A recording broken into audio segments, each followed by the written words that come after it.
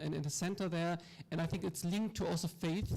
Obviously, it doesn't speak about faith, about religion, but it's, I think, very much linked to this topic, and I'll touch upon that as well. So to give you a bit of a brief background about, let's see, okay, this way, and then about my research, and then I'll move right directly into this this topic of Islam and entrepreneurship. So I work in 4 areas, right? As a scholar, and I wouldn't want to bore you too much about it, but as researchers, this is what we do day in, day out. The first area is values, meaning, and hybridity in entrepreneurship, which is very much about questions about how do you achieve unity and diversity. And this is also a question we have in our faith in faith and entrepreneurship, but also in your organizations. How do you integrate diverse values? And I've been now to Malaysia for a couple of days. Think about anything like cultures. I mean, you have different cultures here. Think about business and society and so on. How do you integrate these things if they are in tension? So this is the first research area. And I've covered Islamic banks, for instance, where it's about Islamic and banking. How do you integrate Islam and banking together, right? Academia, how do you integrate research and teaching, for instance, together? For those of you who are students, you might think that teaching is the most important part for many universities. Often for academics, it's actually research. So how do you bring these things together? The second research area is grand challenges, sustainability, and new forms of organizing. And here it's the question about how do you actually tackle large-scale global challenges, oftentimes linked to the SDGs. And what I see here globally is I look at new forms of organizing. So last week, for instance, I was in Qatar, and I saw a sustainability farm trying to think about how to do farming in the desert. I have done some research on a circular economy hub, again, trying to bring circularity and sustainability into organizing. Or feminist co-creation space. How do you bring feminist values, for instance, into organizing, right? And again, I don't have to agree or disagree with these values. Oftentimes what happens is people think differently about what they do, and that thinking differently has an impact on how they organize in terms of leadership structures, in terms of practices and processes. The third area is digitalization, management, and innovation. It's about how the digital impacts organizing. For instance, how does AI shape leadership, right? How do you, as a leader, behave differently if you have to lead an AI who then leads a human being, for instance? Very different from if you lead a human being. And the last one is impact, scholarship, and futures. It's about how do we as scholars, but also as practitioners, actually engage with the future instead of just reacting to it. So if you think about the global world, what many scholars do, what many scholarship is doing in academia is we theorize and explain what is. Right? That's oftentimes the role of academia. And those of you who are professors, you are trained in that. You are trained in explaining reality. But if reality is unhealthy, do we just explain what is unhealthy? Or how do we actually promote alternatives but stay within the scientific rigor? Right? And in this research with a larger team, we ask about questions about how do we actually create prefactual thinking. So thinking before the fact occurs. That's the fourth area. But today it's primarily on religion and entrepreneurship. I've some papers, so if you want to screen this QR code, you can look at the articles that I'm touching upon today. I'll share the link again later. There is some advertisement, so you have to click away the advertisement. But yeah, I guess the slides can also be shared afterwards. But yeah, here are some articles. If you click on the folder on where it says also religion, you'll find some articles about leadership, about management, entrepreneurship, and faith. But today, I'll talk about Islam and entrepreneurship, and I'll move to the next slide in a moment. Is the sound okay, so, or do I need to be a bit further away? Is this better? Yeah, okay. All right. This was a bus campaign in London in 2008. You may have seen it. It's the red buses. And it says, there's probably no God, now stop worrying and enjoy your life. When I was in Oxford back then as a lecturer, and my colleague Richard Dawkins, probably the most famous atheist, donated 100,000 or like some large sum of money to this campaign, right? So this was a campaign about this. And the world of academia in particular is dominated by the view that religion doesn't matter and shouldn't matter, right? That's what religion says. But this is not my opinion. I'm just sharing you what is, I guess, the background of this. There was a campaign in Germany, so this is German. For those of you who don't speak German, it says, no worries, there is a God, so good day. That's the German translation for this. If I had done the campaign, I wouldn't have put it in the back of the bus, right? I would have probably put it more frontal and so on, but they put it in the back of the bus. But underlying this dispute is what role for faith in our daily life, in social life. And in academia, religion is really very much still frowned upon. So if you're a management scholar, it's very hard to touch religion. And the language I use in my research is, it doesn't matter whether I believe in God or not, whether I believe in Allah as a scientist, but God is a social reality. 80% of the world population believe in religion, and so do many, if not all of you, right? So there's religious belief there, and that belief impacts practice. And we need to understand what this means, and we'll cover this today. So this is the kind of the definition that is often used for entrepreneurship, and I use it here to show you the absence of faith, and then we'll kind of integrate faith over the next 45 minutes or so. So entrepreneurship involves the nexus of two phenomena, it says: the presence of lucrative opportunities and the presence of enterprising individuals. So it's about lucrative opportunities, opportunities that make money, and it's about individuals who are entrepreneurial. That's kind of the definition. Now what is absent there are values in this definition. And if you go out into the world of entrepreneurship, unfortunately you oftentimes see this to be the dominant paradigm. So again, in the West, what many people say is we need unicorns. Unicorns are companies that are valued over 1 billion euros or dollars, right? But what about other things? What about impact? What about societal change, etc.? So when I talk to people about this topic, the dominance of the paradigm is very apparent. To give you one example, I talked to one entrepreneur and asked him, what do you believe in? And what he did is actually, so he took out his wallet and he said, this is what I believe in. Right? And I smiled. It wasn't Malay money, but anyway, it was like $1, right? But anyway, so kind of, so this is what I believe in. And when I smiled, I laughed at this. He was damn serious. Like, that's really his belief. He thinks that is what is the core. And if you think about your own business activities, I want you to question, right? What are your own values and how do they impact the business? And maybe it's not money. And when I work on Islamic finance, for instance, I think even the language we use oftentimes is misleading. So for those of you who work in Islamic finance, for instance, you may have heard about this notion of Sharia compliance, right? Like Sharia compliance is used very often. Now Sharia compliance, if you think about the word, means you are compliant to your faith and then you maximize profit, right? But why are you just compliant? So Sharia compliance, to give you another example, let's see. Who did Tarawih yesterday? Tarawih prayer? Anyone who prayed Tarawih? Yep. How long did it take you? 2 hours, mashallah. Okay, we have a brother here with 2 hours. Anyone more than 2 hours? This is like, becomes now an auction. 2 hours, anyone more than 2 hours? No? Okay, let's say, Zuhur, let's take Zuhur prayer. How long does Zuhur prayer take? For you, Zuhur prayer? 5 minutes? 5 minutes. If you're really quick, how long does it take if you're really, really quick? 1 minute, thank you, 1 minute, very impressive. No.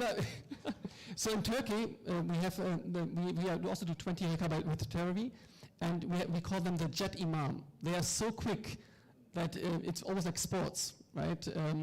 Whereas in other countries, I've been to Egypt like 10 years ago, the Tarawih prayer was so slow that people couldn't stand anymore. So they did like 15, 20 pages, and it was like a competition, who can stay on standing longest. But anyway, so 1 minute, right, in 5 minutes.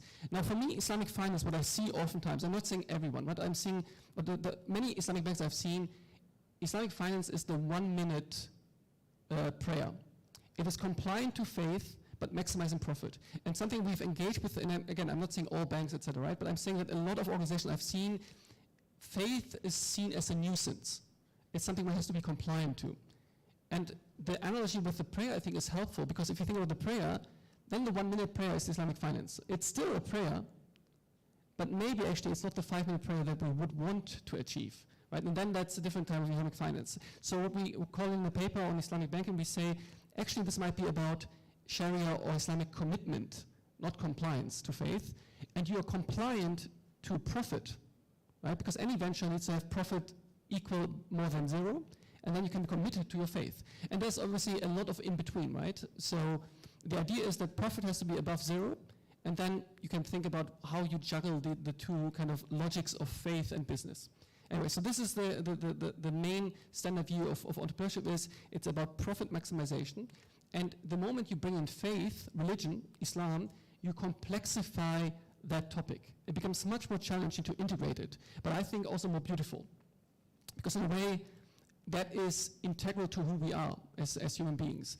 And I can tell you, as again, from a science perspective, for those of you who are academics, science has tried to simplify things and create divisions of labor and so on to an extent that maybe actually we do not see the connections between the different spheres. And one core theme, I think, what we see now in management scholarship is how do you bring them back together? How do you bring faith and venturing together? So let's talk a bit about opportunities, and then I'll offer kind of a 3 pillars model of what entrepreneurship from an Islamic perspective is. So what is an opportunity? Many people I've talked to, they think an idea is an opportunity. An idea is not an opportunity because an idea is just an idea. Many people have great ideas. Now, some of these ideas then become applicable, they are applied. And an opportunity is an idea that can be applied. Yeah. Then some of them are pursued, and some of them are successful. And just before we spoke to Sadia and to Amir about this question about this almost like funnel, right? So if you think again about your ventures, about your organizing, how much do you support an idea, an opportunity that are pursued and they're successful? And you lose people along this line. And maybe Malaysia is wonderful on ideas, but not good on opportunity. Or it's great on opportunities, but not good on pursuit of opportunities. Right? So from a system perspective, one can analyze where do people actually kind of fell down the cliff along this progress towards success. And of course, the question here is also, what is success? That needs to be self-predefined before one goes into this. And because we spoke about this before, we struggle with that in Germany as well. Oftentimes when we measure success, we actually measure output, not outcome or impact. So we have the so-called IOI model, the input, output, outcome, impact model. It's called the theory of change. And what many organizations do is they look at the output instead of the impact or the outcome and impact, right? So this might be help us to think about, okay, what opportunities do we have as venturers, as entrepreneurs, or as societies, and where do we lose people along the pathway towards success, and what is success actually that we want to achieve, right? And oftentimes maybe people are not aware. So when I teach my students, I don't want them to have my values, right? I want them to be mature, but I want them to discover their own values. And what you see oftentimes is students 18, 19, 20, 21 years old, they follow the major trend of society. So they oftentimes, and not all, but many want to be successful according to the rules of their surroundings.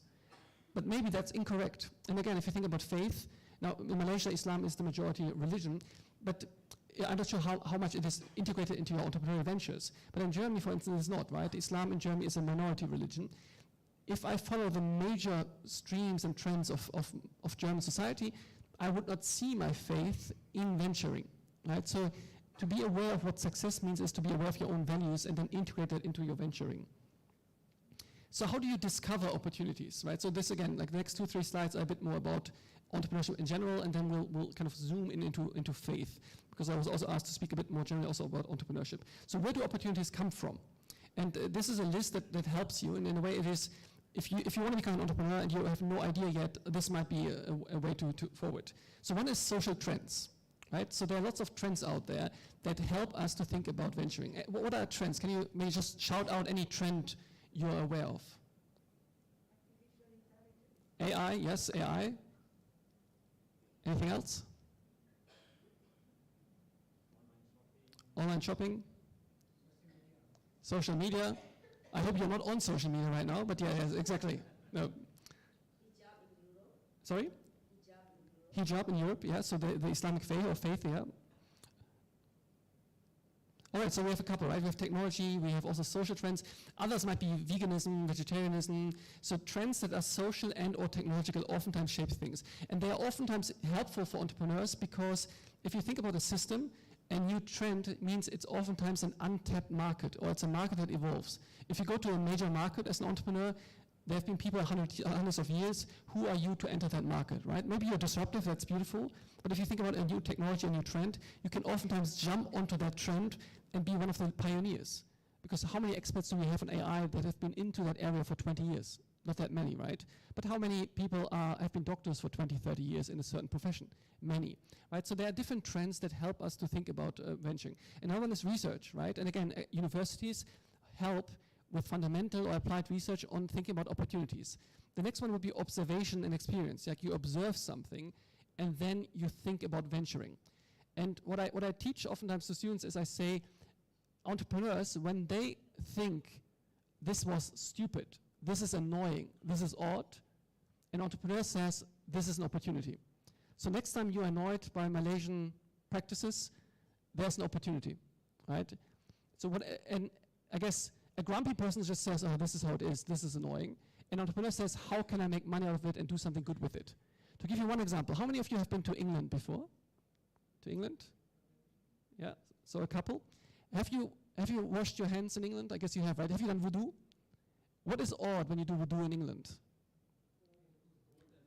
Cold and hot water, right? So again, we talked about the 1 minute prayer. Wudu in England, if you want to do the hot water, you have about 20, 30 seconds time, and then it's too hot. So you see people like the very swift wudu because otherwise it gets too hot, right? Now you could say, this is annoying, right? Why do we have cold and hot water? A developed society.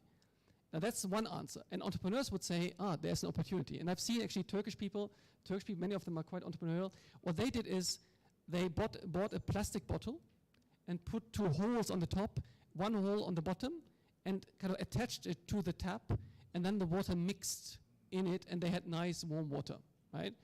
And you could actually think, can you actually sell that, right? Can you create a product?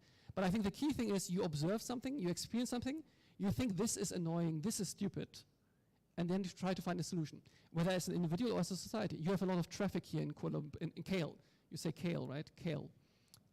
I said Kuala Lumpur many times, like, Kale. So, lots of traffic in Kale. You could either say this is annoying, or you can say, is there a solution towards it, right? And I think many things kind of are linked to that.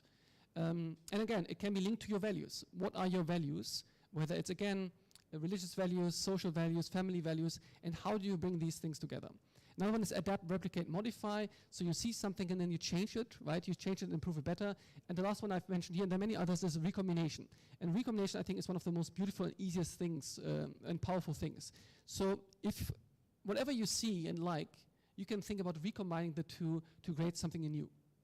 Right? And again, it can be faith and organizing and business and so on, but it can also be whatever you care about. So when you make a list of your values, right, you could say education, and you could say something else, and then you try to make sense of it. Normally what I do in workshops is actually work with people about combining different things. To give you one example, universities and newspapers, right? I almost built a university actually 12, 15 years ago, and the idea was actually to recombine universities and newspapers. If you think about universities mostly in the world, what we do is we educate people between the age of 18 and 24, and then they go and say goodbye. And every year they get an email from the fund to get some donations, right?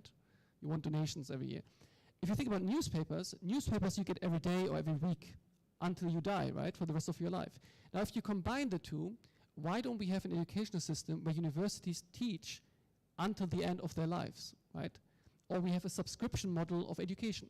And this is just one example where you combine two different things, and there are many others. There's Cirque du Soleil, which is quite famous. It combined theater and artisanship with a circus, right? So combine different things and you might create a new business model.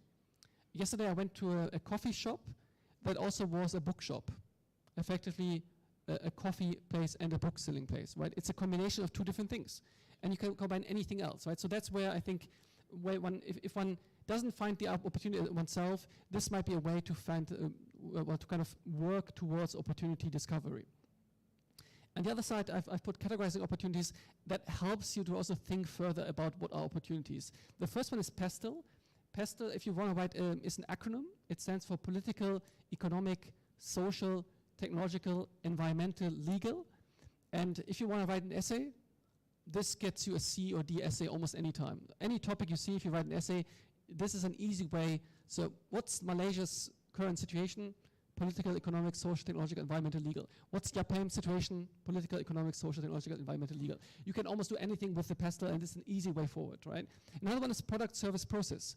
You could think about, do I want to become an entrepreneur in terms of products, in terms of services, in terms of processes? And oftentimes processes are things we do not think of, but a lot of IT companies and so on are focused really on processes and so on. Macro, meso, micro, so different levels. Do you want to be an entrepreneur, for instance, as a state, at the macro level, at the organizational level, the meso, or the micro as a venturer? Then we have global, local, regional, and local, so the global and the local together. Again, these are categories that help us to think about opportunities. And then we have short-term, mid-term, long-term. Not every opportunity, not every business has to exist for the rest of our lives. So during COVID, for instance, we have seen many temporary opportunities unfold that people jumped on, right? So any crisis is oftentimes also seen as an opportunity, sometimes a temporal one, right? So if you think about it could be seasonal, right? But it could also be temporal because there's a certain crisis that you have opportunities. There must be opportunities in terms of the weather here, for instance. The rain, I bet there are opportunities with these 10-minute rain showers. I don't have them, but I'm from Germany, right? We have rain, no, but you have rain. I mean, that's a different level, right? So there must be opportunities also to engage with that. People say that Germany is a rainy country. I'm impressed by this. Yeah. So anyway. So there are things here I'm still trying to uncover in Malaysia and try to adapt to. The heat and the rain at the same time. That's a new thing. So how do you evaluate opportunities? So this is now, if you look at your left-hand side, the first two columns are what you're normally taught in business schools. An opportunity is maximizing return and minimizing risk. That's the idea.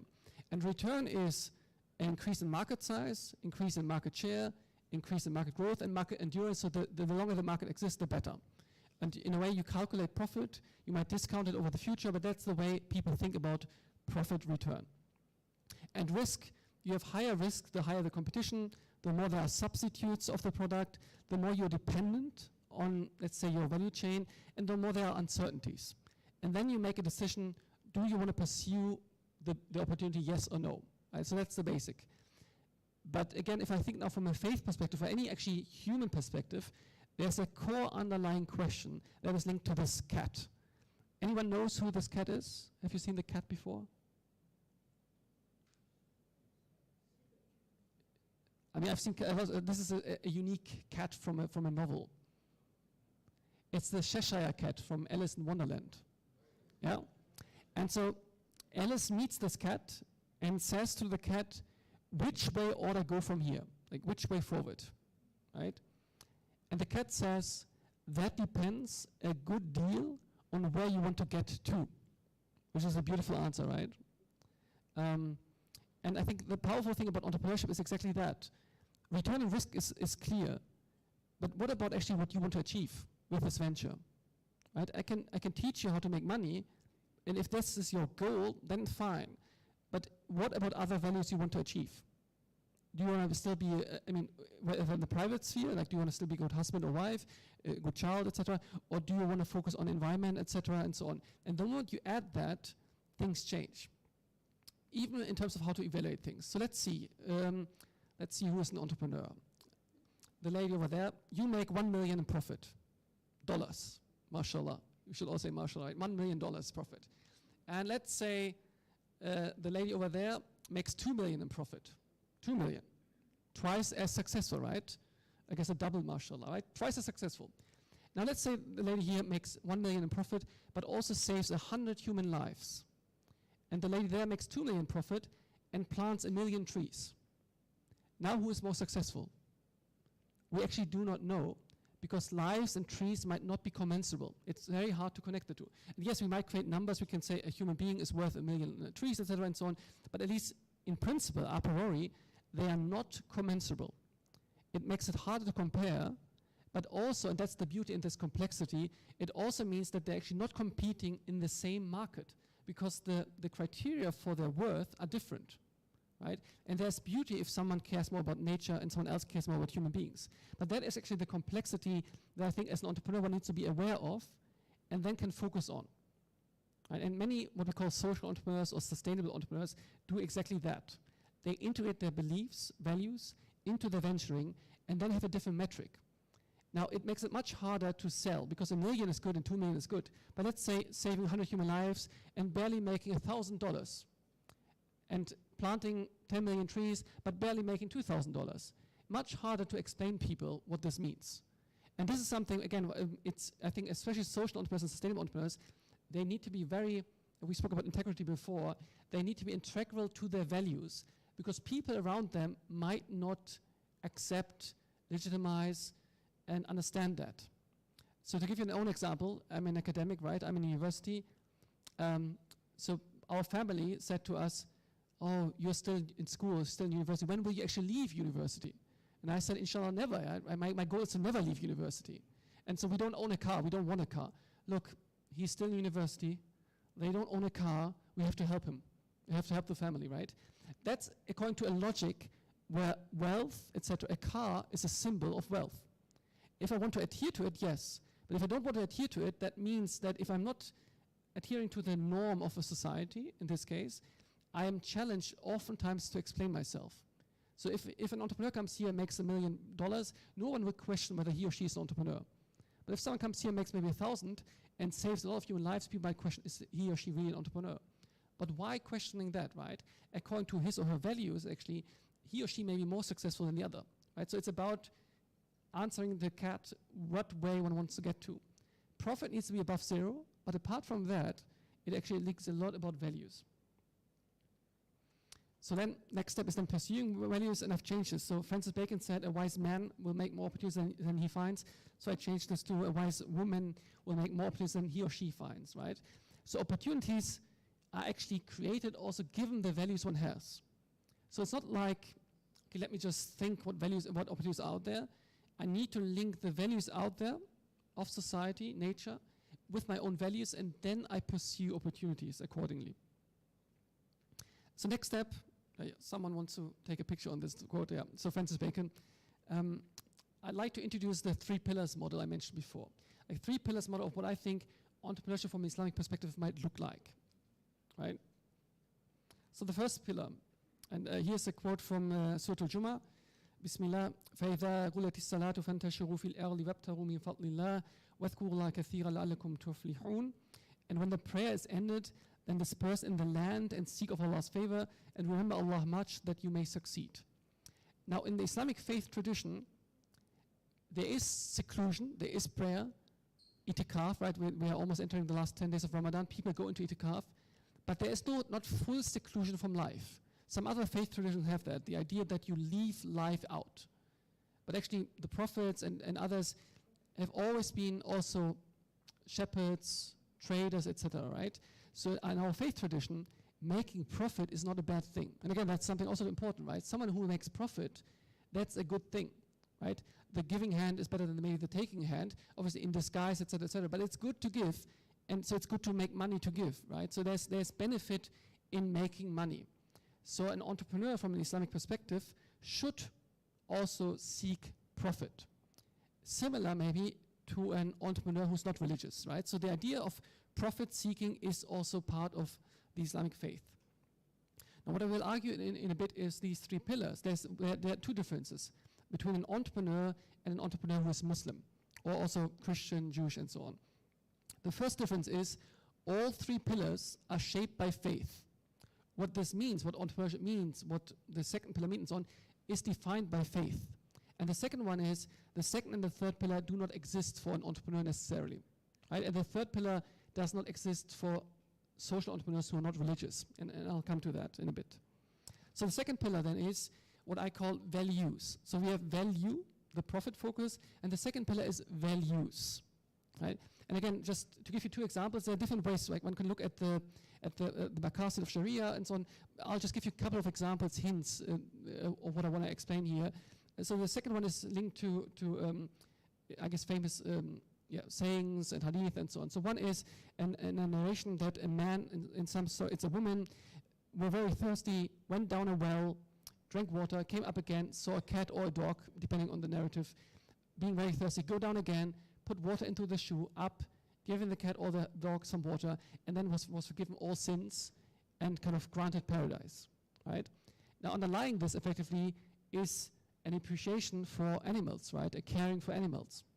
And the second example is linked to a hadith where Sa'id ibn Waqqas, a Sahaba, was doing ablution. And I don't know how people do ablution here. In Turkey, they sometimes do it very extensively. Especially some older men, I've seen 20 minutes ablution, not 20 minutes, but it takes a long time, right? It almost, they rub off the skin of their, while doing ablution. And so Sa'id ibn Waqqas was doing ablution, and the Prophet ﷺ said, how wasteful you are. And then Sayyid Abu Waqqas said, "O Prophet, how can I be wasteful when I do ablution? I'm doing a good thing."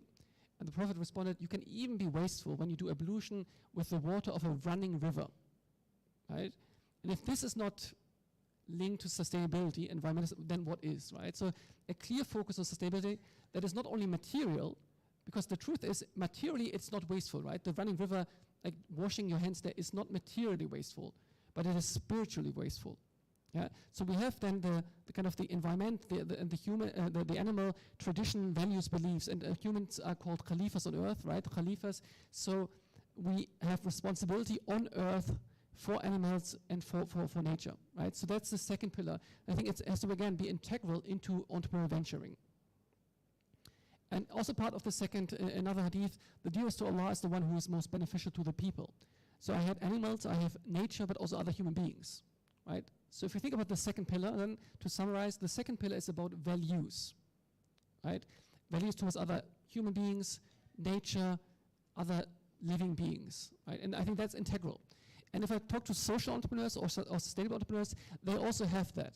Again, not shaped by their faith tradition, but certainly their values are part of their thinking about venturing. Yeah? And then we have a third pillar. Again, just one example. There are different ways to kind of work towards this. And the papers I shared at the beginning, I've written extensively about this model and so on. So, Bismillah, وَمَا خَلَقْتُ الْجِنَّ وَالْإِنسَ إِلَّا لِيَعْبُدُونَ, and I did not create the jinn and mankind except to worship me. What is then the ultimate underlying purpose for a Muslim? And again, a Christian Jew oftentimes has very similar values, right? It's worshipping Allah, right? So the proximity to God is at the core of Muslim life. Why shouldn't it be also at the core of an entrepreneurial life? And when I talk to Christian entrepreneurs and Christian managers and so on about this, they oftentimes say when they neglect this, they call this the so-called Sunday-Monday divide. Sunday, you're a beautiful Christian. Monday, you're a capitalist or something like that. So in Malaysia, it might be the Thursday-Friday divide, right? Thursday, you do work. Friday, mashallah, you go to Jummah and do all the other things, right? The question is, how do you integrate the two, right? How do you not separate the two? And how do you focus on then worshipping Allah in your business, right? And it's a lot of things, right? It's about intention, it's about practices, about products, but it's much more. And oftentimes when I give these talks, it is an unawareness that actually business can be linked to faith. And once one sees it, one cannot unsee it, right? How does that matter? How do I integrate my faith? And again, I've interviewed many Christian, Jewish, and Muslim leaders, and there are many different practices. So for instance, one Christian leader told me he uses a Bible app. Every morning, he looks at the Bible app and tries to implement the Bible verse during the day. Take a Quranic verse, right, and try to implement it, right? There are different ways of doing this. Ramadan, fasting, like the fast itself is only maybe the minor part, right? How do we integrate our fasting into our practices and behavior? And I think that is at the core of this, right? How do we then get closer to Allah through our business? Because if you think about it, the prayer, we have 5 minutes and 1 minute, right?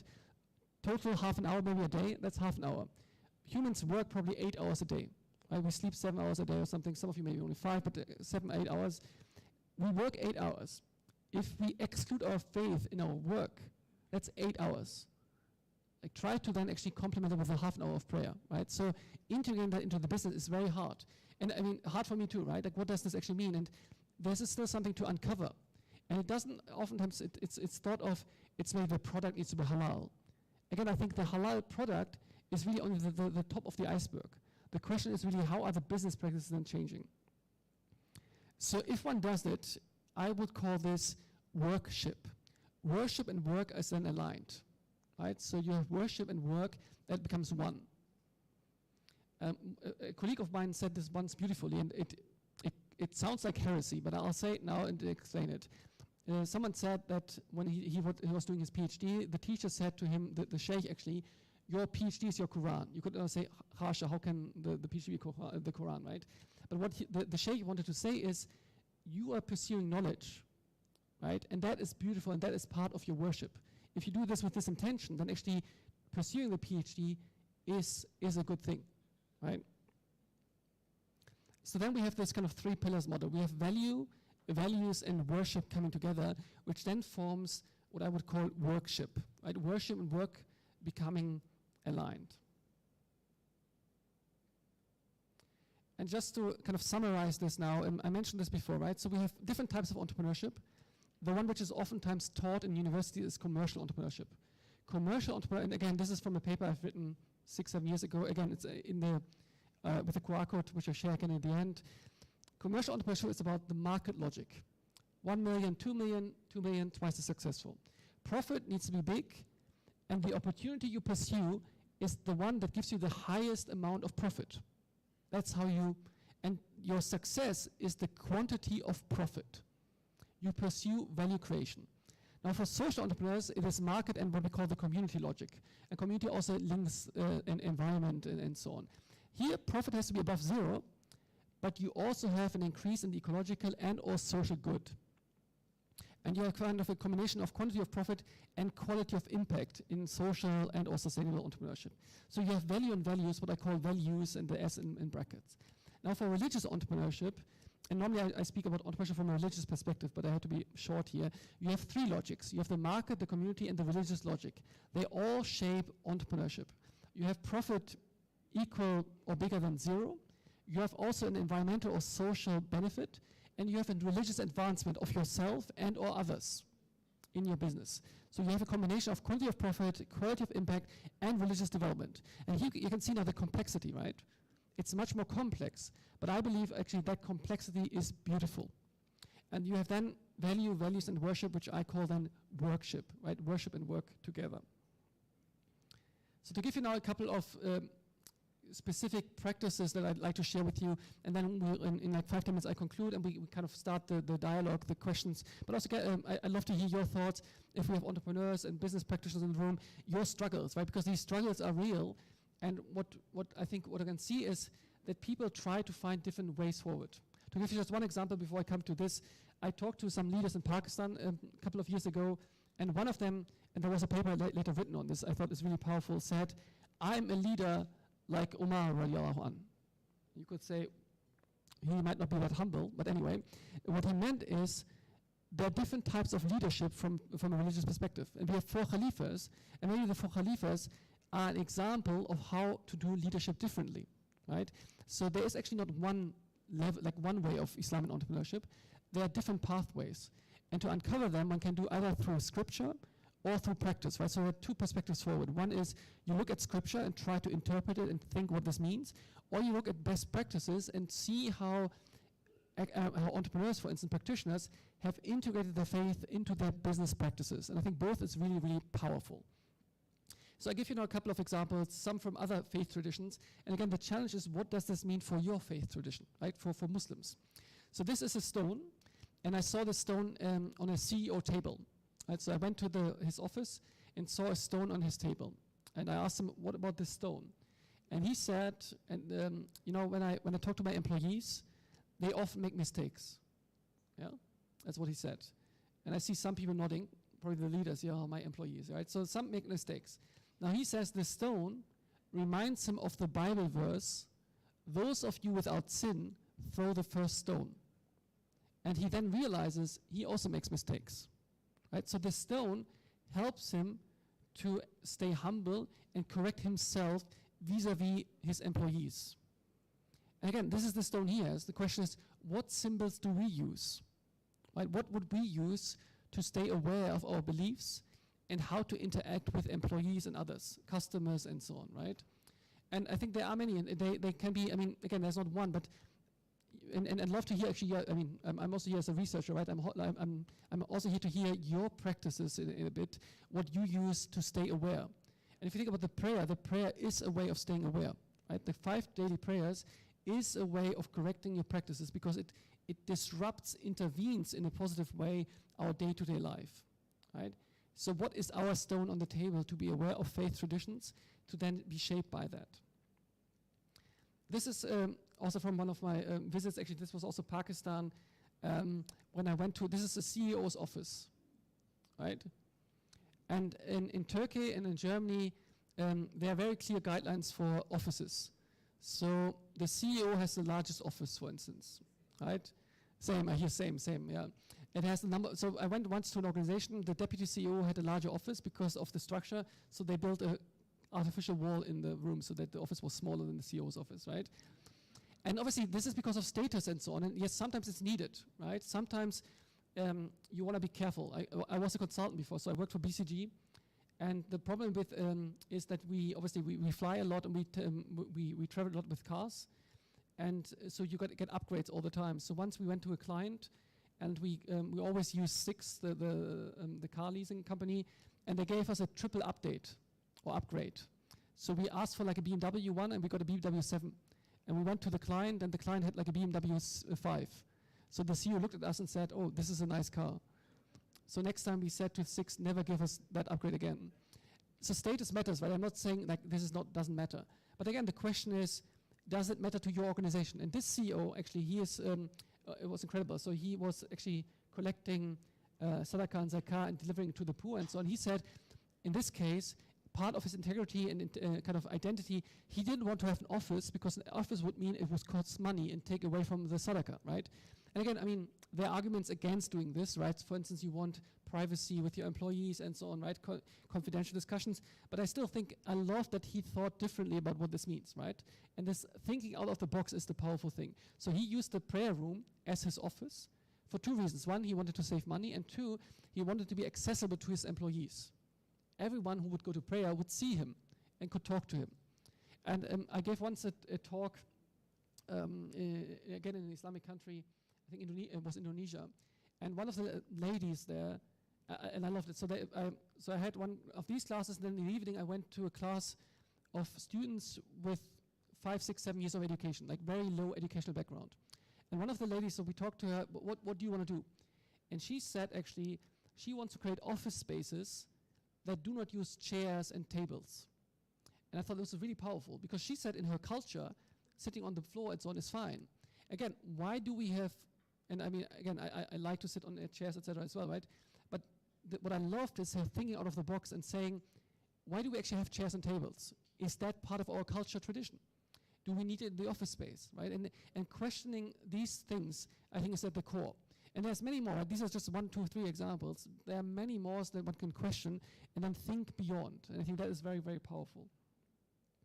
This is a picture from our incubator in Germany. So I found it with colleagues some 13, 14 years ago, like a Muslim social incubator, an incubator for social change in Germany.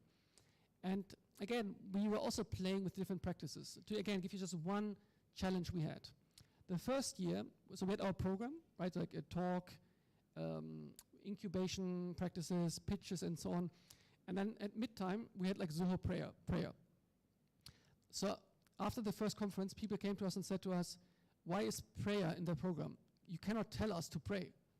So the next year, what we did is we took the prayer out. Right, so we had the program, incubation, etc., no prayer in the program. People could pray, there was a prayer room, but we didn't put it in the program. So some people came to us and said, I thought you were a Muslim incubator. Where is the prayer? Right? And our solution in year 3 was we had the prayer in the program, but in brackets. And everyone was happy, right? And this sounds so simple, right? It is so simple, but it took us 2 years to think about this, right? And even these simple things, so how do you integrate, again, Malaysia, a beautiful country of different religions and culture. How do you make a space accommodating non-Muslims, for instance, right, or people of other faith? It's actually, in this case, the prayer in brackets might be a solution, right? It might also be when I talk less about Islam, I talk more about faith or religion, right? So language and so on, these things matter to think about how you are inclusive without actually losing your own values. And I've worked on another paper on a bank where some of the staff actually thought this is an Islamic bank, and others thought it's an Islamic bank. Yeah, so the focus was on Islam for some, and the focus was on the banking for others. Now, be a CEO of a company where people disagree fundamentally about what is the purpose of that bank. And ambiguity, actually, and allowing different values to unfold was a solution. If you want to read the paper, 60 pages long to explain what they did. But I think at the core is a leader who does not shy away from embracing complexity and embracing different values and then accommodates actually these different beliefs of people.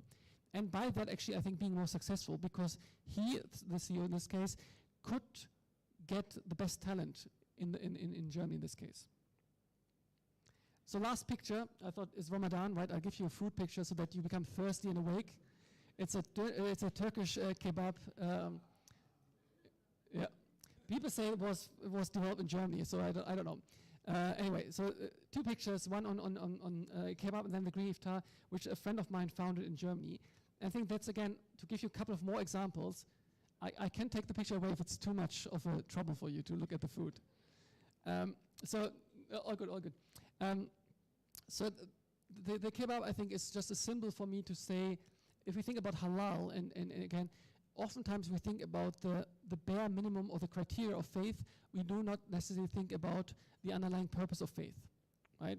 So I would say, and I'm guilty as charged, less meat. Like our Prophet ﷺ only ate meat very rarely.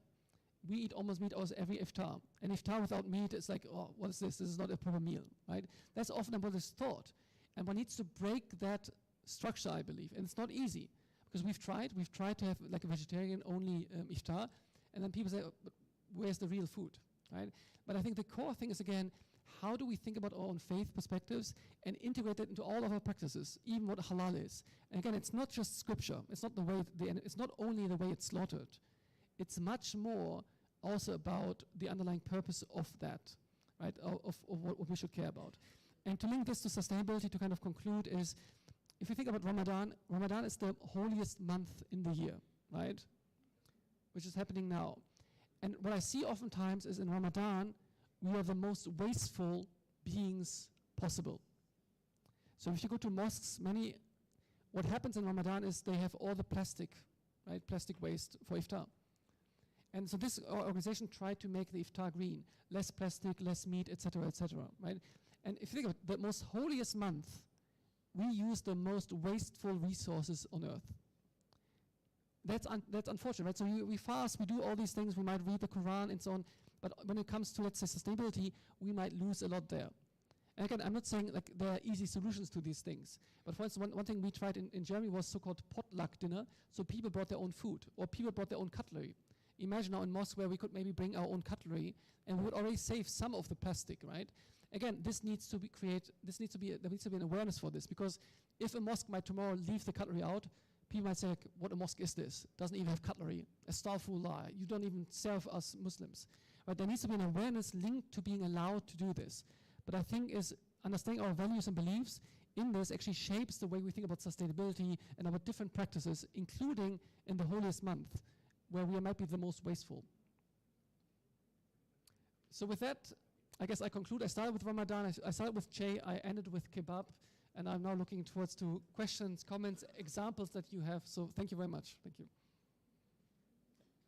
Thank you very much, Professor Ali Aslan Gümüşay, for very enlightening talk just now. I was in, Dato was also in fund management before.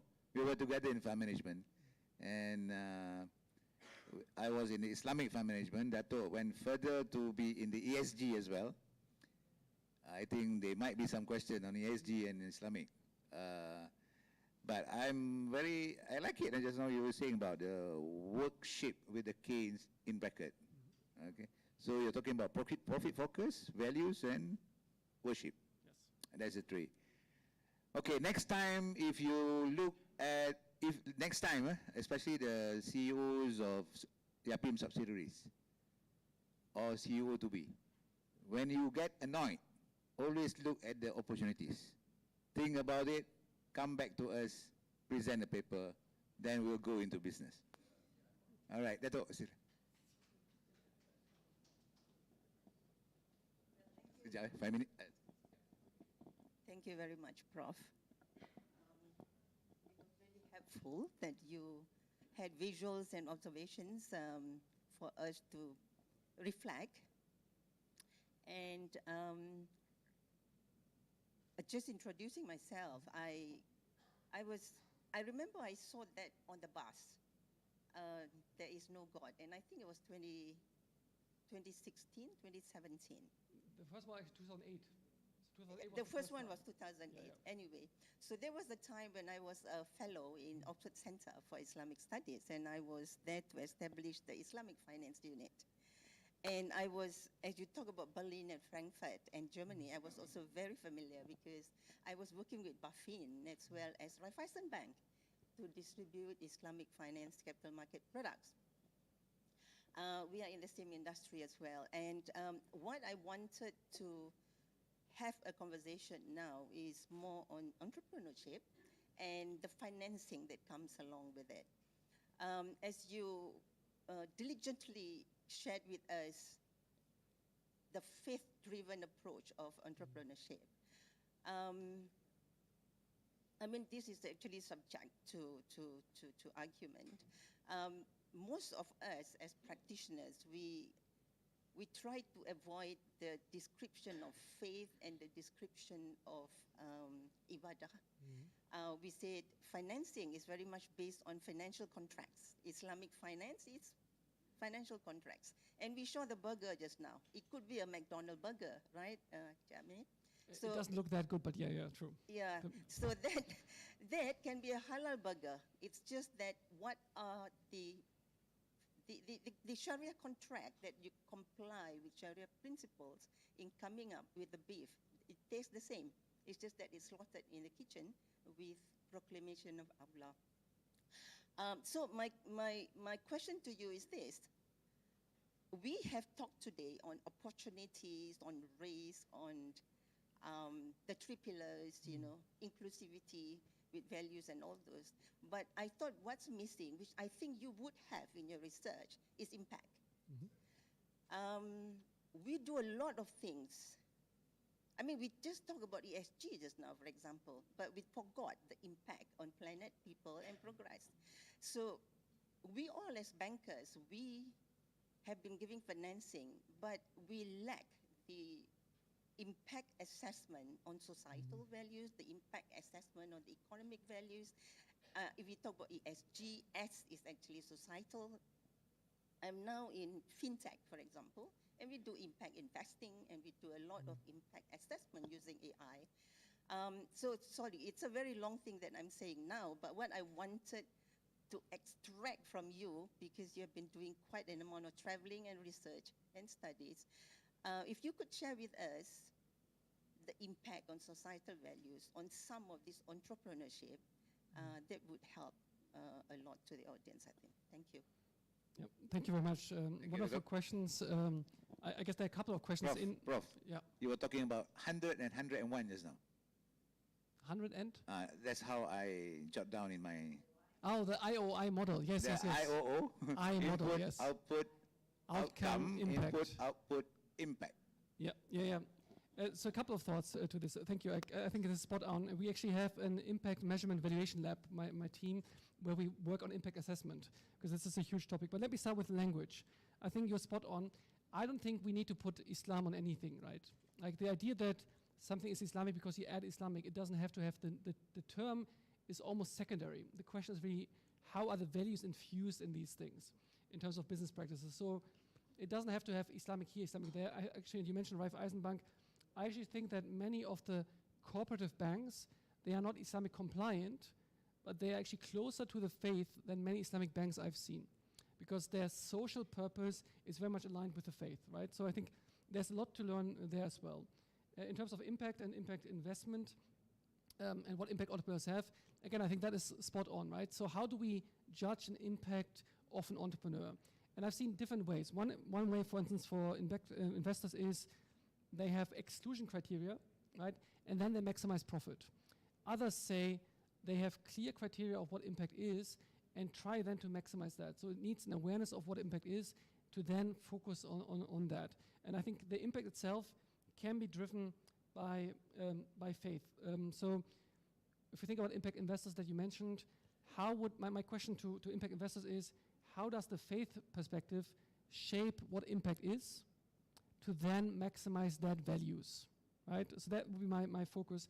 In Germany, I can tell you, so what we try with our impact measurement evaluation lab, and we are struggling is, and that's linked to the IOI model, a lot of measurement is on output. So we measure, like for instance, today was a session, right? So I can say, Yapim did one session. The question is really, how much impact did we have? That's a different question, right? So how do we assess then impact? And what we're trying to do is we're trying to develop models, products, like a survey before, a survey after. So for instance, one thing one could do is you do a survey with people here, you do a survey a year later and see how many people became entrepreneurs. And then obviously the challenge is how much is linked to this session or to YAPIM, etc.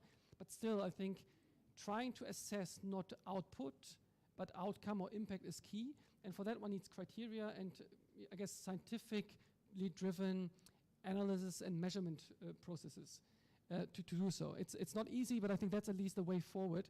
At the same time, I think, and that's where I also struggle with, I think that not everything that counts can be counted. Not everything that can be counted counts, right? Which I guess for those economists is a tricky thing to eat. But so yes, we need to measure more. We need to measure the right things, because especially with countries and organizations, they are often driven by measurements. The larger they are, the more they are. And the question is, how can we identify impact criteria linked to the faith so that then people can maximize that output, including as last sentence, if you think about performance criteria for CEOs and so on, that they then actually are also incentivized for the right values and so on as well. Yeah. I would like to get questions from internal YAPIM. Aslan. Hai, takkan tak nak tanya. Haji Abang? Satu soalan. Okay, then Leah, there is a question from YouTube, please. From YouTube, our YAPIM TV. Yep. Yes, Chairman, we have questions from YouTube in YAPIM's TV channel. Is Islam impeding the progress of humanity? That was the question. Right, okay. Is Islam impeding the progress of humanity? Thank you. Okay. So I think Islam in itself doesn't act, right, in the world, right? It's always enacted by people. So oftentimes people think, okay, what is Islam doing, right? And even scripture is always interpreted, right? So in a way, I guess I have to speak to the camera, right? You never have Islam in itself. And again, from a faith perspective, the more I study Islam and business, the more I'm amazed by the values ingrained in the Islamic faith, right? If you think about zakah, if you think about the prohibition of interest, these are such powerful things. So I would say Islam encourages a certain kind of progress of humanity, but not necessarily the progress that is the dominant paradigm, right? And I think that's key, right? So maybe progress might not be the paradigm that is pursued these days, but it is a different type of progress, which I at least see that Islam encourages. And what I meant with this is, for instance, the idea that to be responsible for this world and not exclude it, right? And the idea that certain practices are forbidden for good reasons. And other practices like fasting are prescribed, again, for good reasons. I'm not good at fasting, right? I mean, I wouldn't fast if it wasn't prescribed. But other things, okay. But the fasting is really tough for me. But I know it's good for me, and but in a way I only do it because I have to, right?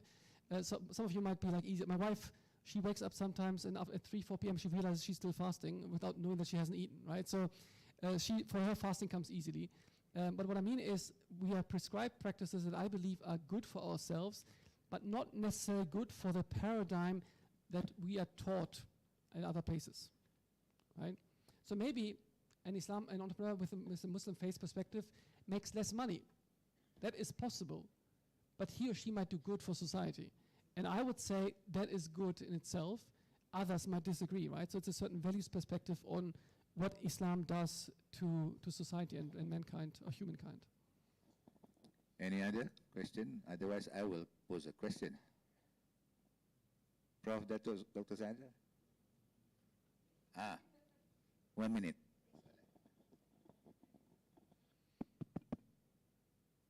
We had this discussion, and I thought maybe I could ask it in the open so that you can share also some of your input. In Malaysia, we have a lot of agencies and organizations that try to give a push to entrepreneurship, because we talk about culture just now, about how culture might might make certain groups of people or communities more entrepreneurial, more successful in becoming entrepreneurs. Now, unfortunately, the history of Malaysia, we tend to think that Malays are very complacent and they work in the government and or before they work in the farms, but not really as entrepreneurs. And yet, Islam itself is a source of value that encourages entrepreneurship. And we have traders, we have, I mean, Islam was probably in some countries being propagated more by traders rather than by swords and wars. So with these organizations and institutions, what do you think would be the role? Because honestly, I think impact assessment is not there. So we have not probably measured years and years of intervention and the practice of this. And there's also overlapping and so many of them, and then it's not organized and not so structured. What would be your input, and I'm sure you've seen this in other countries. What countries maybe do this better? Thank you. Well, thank you. And maybe or worse, right? One can also learn from countries who do it worse. So I don't know Malaysia very well. I've been here 3-4 days, so I do not even dare to say that this is what Malaysia should do, right? So I give you examples and thoughts, but they might be linked to what Malaysia could do, right? And it's your thinking whether this makes sense.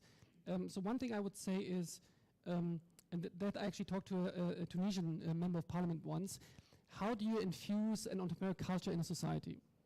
And it things like, there are many ways to do this. One thing would be, there's a lot of discussion happening right now. Anyway, so is something happening? Something I don't know? Or good? Yeah, all right.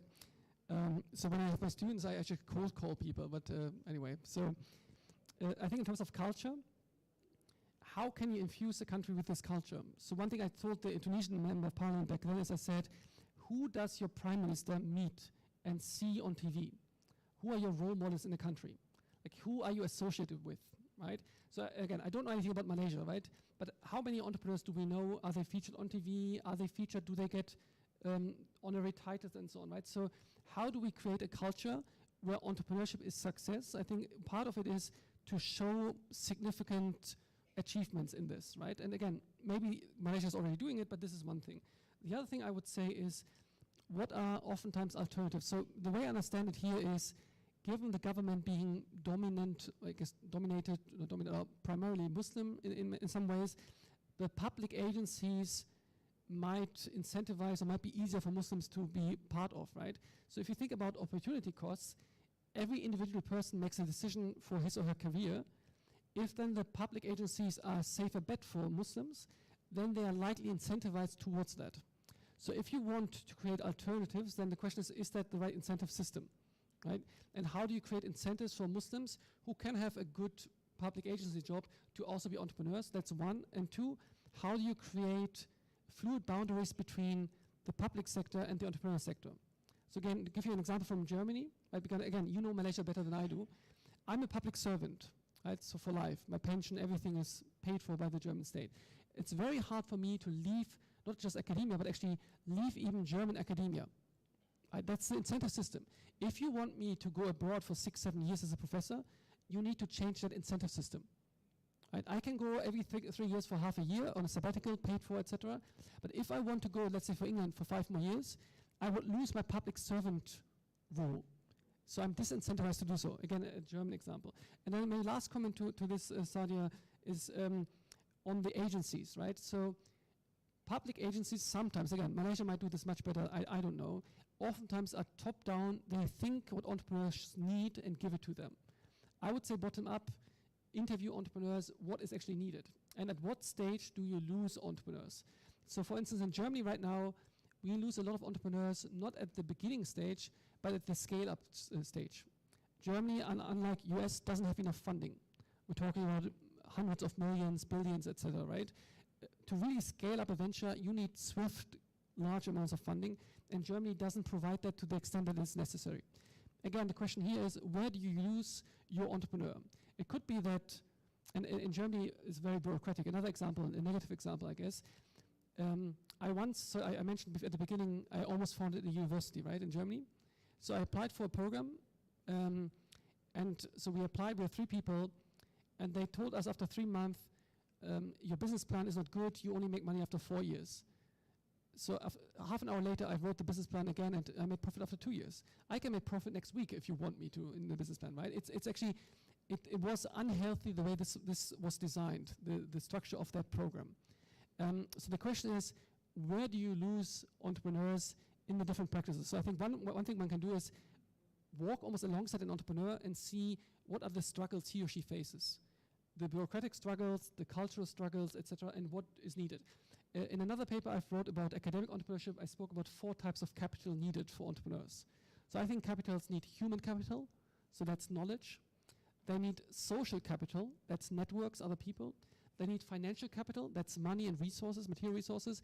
And they need cultural capital, which is motivation, kind of and recognition and so on, right? And so the question is, what of these might not be there? So I guess my last comment on the agencies is sometimes the agencies inhibit too much rather than actually ease the way towards entrepreneurs. And again, maybe not here, but I think that's the way I would look at it and see where do you lose entrepreneurs along the way.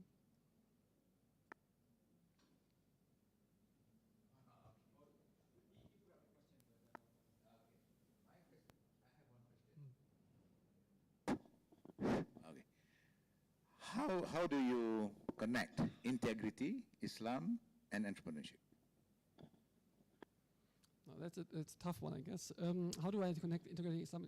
I guess integrity is central to Islam, and entrepreneurship is central to Islam, so they're all connected, right? No, but how would I connect them? I would say integrity for me is a value, and values, right? A value that is part of the faith, and that shapes the way one does entrepreneurship. So in my model, I would say it is like other values, like responsibility, etc., a central part. How central and so on, I guess that is up to debate, but I would say it is a central value that shapes the way one does business and does also link to your faith.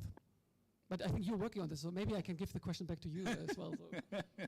We were discussing just now about integrity and ihsan. Yeah. Okay. Assalamualaikum, my name is Rohaimi. Now, as you have pointed out, and Prof. Sadia has already raised this matter, we Malaysia has been struggling with entrepreneurship for decades, you know, until we form all kinds of things, GLCs, Bui Putra GLCs, Malaysia, things like that. Still, it works in some extent, but in terms of really getting it down to the grassroots, I think we fail in many ways. Our numbers are not increasing. So I thought we should go back and learn something from the past. And one of the ways I was thinking just now is, what if we go and learn, or is there somebody have done a study on how Yemenis come to this part of the world, they spread the religion, and yet they do on the pretext of first trade. And then at the same time, with their good values and so on, then they spread the religion. And same thing with the Indian Muslims from Kochi and that part of, they did the same thing. So I think there's something that we can learn, and hopefully, Malays who want to be entrepreneurs can learn from that. Because I think also one of the major issues is trust by the management. Oftentimes, we discover there is embezzlement for whatever reason. Maybe the appointment is a political appointment, things like that. So that's why organizations, institutions of Islamic fail, and then needs to be bailed out, and government got to pump in funds and things like that. Okay, thank you. Well, thank you. And I guess. Thanks, Sohami. So on the values part, I would say, again, with the agencies, maybe it's a small point as well. One needs to understand entrepreneurs think differently about certain things, right? So an entrepreneur who needs to dress up with a suit might struggle, right? For instance. So the question is again, what is valued, and would, for instance, an agency send someone away who would wear like a shorts and something, right? So how do you create openness towards oftentimes entrepreneurial culture that might be different than the mainstream culture? On the Yemeni example, I think that's a powerful example, and that would be an important research question, right? So identify maybe Muslim groups, or other groups. I mean, the Jewish community is very entrepreneurial, right? Very impressively entrepreneurial. We've done a study on Muslim entrepreneurs in India, where the adversity actually affects the way they do entrepreneurship and how to do this, right? So these studies are important. In that case, we understand how they engage with adversity. in the Yemeni one, it could be also how do they, like, what are the practices they do here that maybe others can learn from? So I would say these are definitely PhD or paper questions to engage with. That's an academic answer, right? Do Okay. research on this. Okay, PhD question to be brought up to INCF then. Yeah. No, but so maybe as last point on this, I think I would love to see much more actually research on the organizational, individual level of entrepreneurship. How is this actually done, right? How do people do it? How do entrepreneurs struggle and so on, to see what is out there? Before that, just one question, which is about relevant to Encik Suhaimi's questions. Leah is from YouTube, and this will be the last. After that, I bagi Encik Suhaimi for a while. I see, okay. A question? Ada soalan? Okay. We combine lah. YouTube first, YouTube first. And then, okay, please. It become hot when the time is up. Question from Yapim TV on YouTube. Islam really encourages entrepreneurships and the pursuit of wealth. But why Muslim society around the world generally always seem a step back behind others, specifically with the Western countries, societies? You hold on. Okay. Your question? From Nick Amalina, one of our... My name is Nick Amalina. My question is very short. Based on previous slide, I need to know more. Can you elaborate about religious entrepreneurship detail with example? Because I need to know, okay, for Muslim, we have Haji, Umrah, we can sell Zamzam water. How about another religious? I need to more to need elaboration lah. Thank you. Okay, before that, Encik Suhaimi, a bit, and then after that, I'll get Professor Ali to wrap up. You did mention about the Jews being very entrepreneurship. I've just read that even the tailor to U.S. presidents, over several presidents, is a Jewish guy, and he just quit. Said, "Good, I mean, enough of doing that after many years." So that's just my statement. Okay, Prof. Yeah, sure. So maybe And wrap up. on the statement, yes, the last one is, so I think one can learn a lot from others, right? And that's powerful. So I visited Utah and I visited the Mormons. They are really impressively organized, right? So learn from the best, right? So that's one thing. It's like the way, so if you think about, for instance, Dava and that practice, it was such a smooth way, the way they treated me and so on, that was incredible. So a lot to learn from them.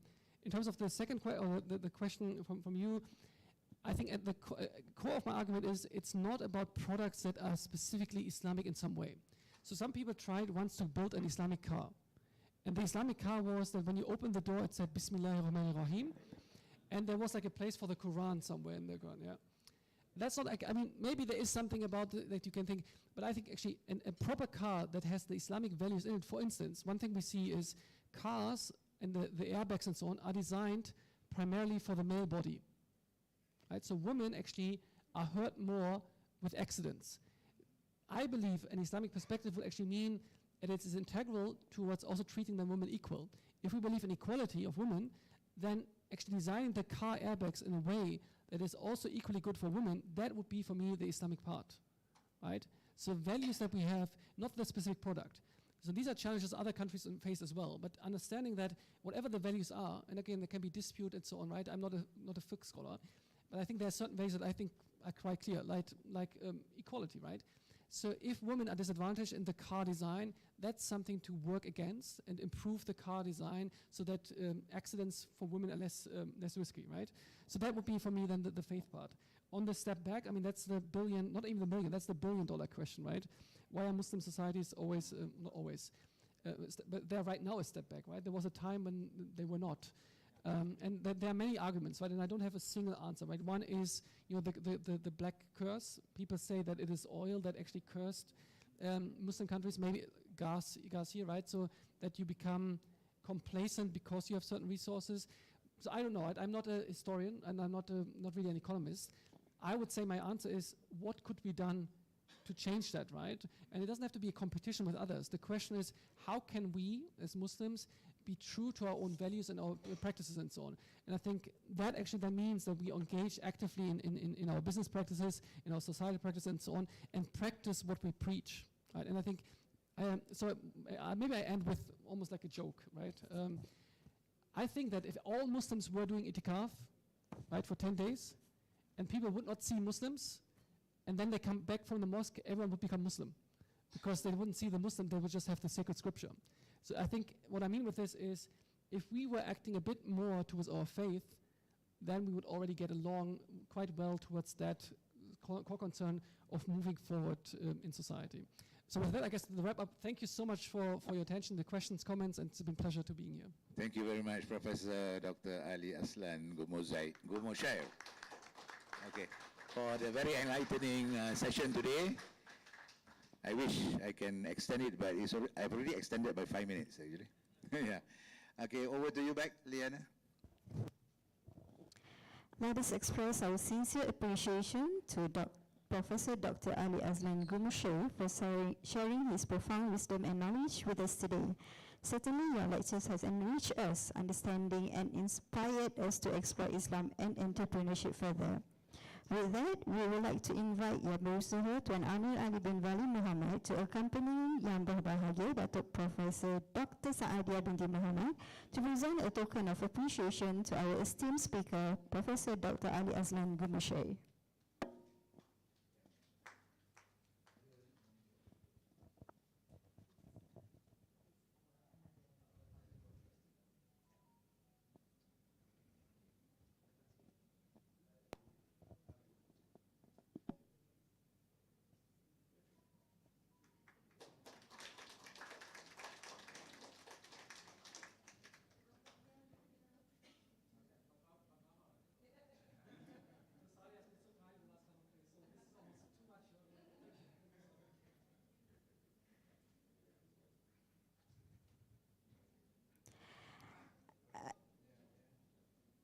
As we bring this special lecture event to a close, let us once again extend our heartfelt gratitude to Professor Dr. Ali Aslan Gümüşay for his invaluable contributions today. We also extend our thanks to